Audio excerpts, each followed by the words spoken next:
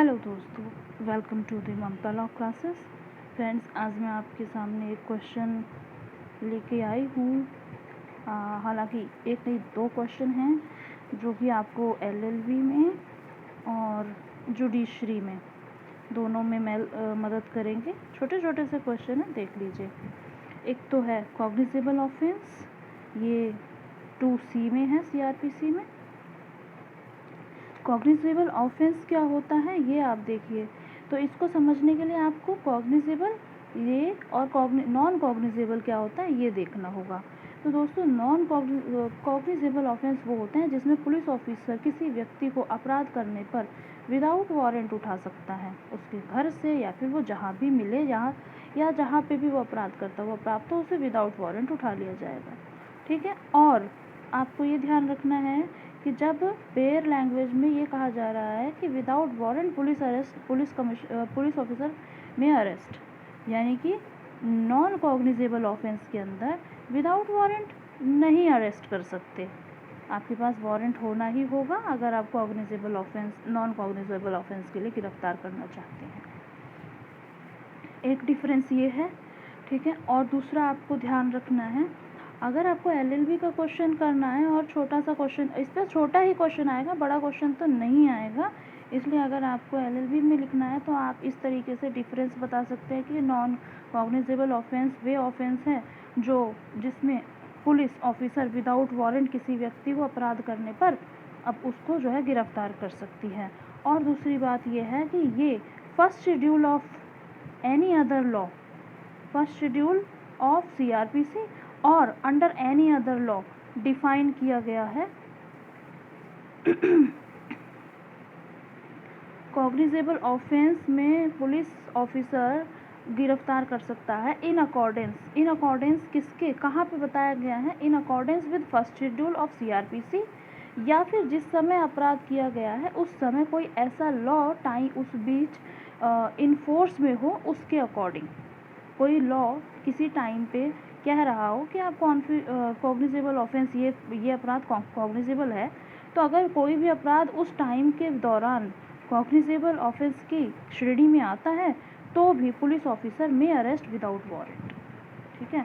तो आपको ये ध्यान रखना है कि कॉग्निजेबल ऑफेंस में पुलिस ऑफिसर में अरेस्ट विदाउट वारंट, इसका मतलब इनडायरेक्टली नॉन कॉग्निजेबल में विदाउट वारंट अरेस्ट नहीं किया जा सकता। Police can't arrest without warrant in non cognizable offence. तो आपको ये ध्यान रखना है। इसमें अगर आपसे एलएलबी में क्वेश्चन पूछ लिया जाता है तो आप बहुत सिंपल लैंग्वेज में बता सकते हैं। और अगर आप जुडिशरी की प्रिपरेशन करने की सोच रहे हैं तो आप ये देख सकते हैं कि यूपी पीसीएस के अंदर बस सिंपल क्वेश्चन पूछ लिया जाता है कि नॉन कॉग्निजेबल ऑफेंस या कॉग्निजेबल ऑफेंस के अंदर पुलिस विदाउट वारंट अरेस्ट कर सकती है या विद वारंट अरेस्ट कर सकती है या नहीं कर सकती है। ठीक है, एक क्वेश्चन ये।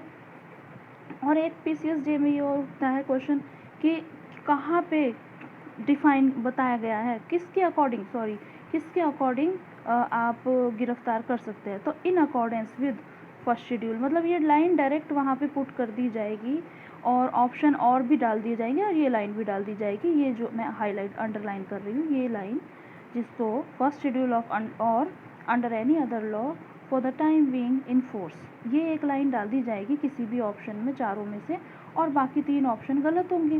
तो आपको ये लाइन ध्यान रखनी होगी कि in accordance the first schedule of CrPC और under any other law for the time being in force. ठीक है। एक क्वेश्चन ये भी पुट कर सकते हैं डायरेक्टली पीसीएसजे में, यूपी पीसीएसजे में, कि आप ये बताइए कि कॉग्निजेबल ऑफेंस कहाँ डिफाइन किया गया है। तो इसका आंसर है सेक्शन 2 के सबसेक्शन सी में।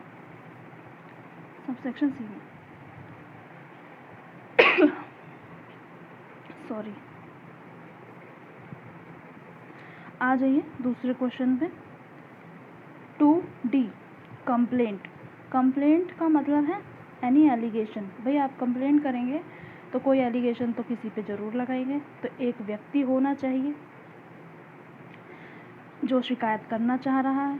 ठीक है, ये एक व्यक्ति होना चाहिए जो अपराध कर रहा है।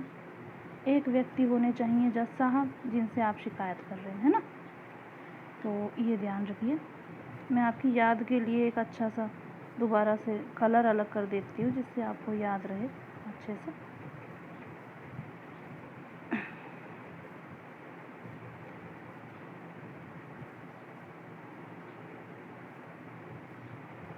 एक व्यक्ति जज साहब या फिर ये कंप्लेंट करने वाला, एक व्यक्ति अपराध करने वाला,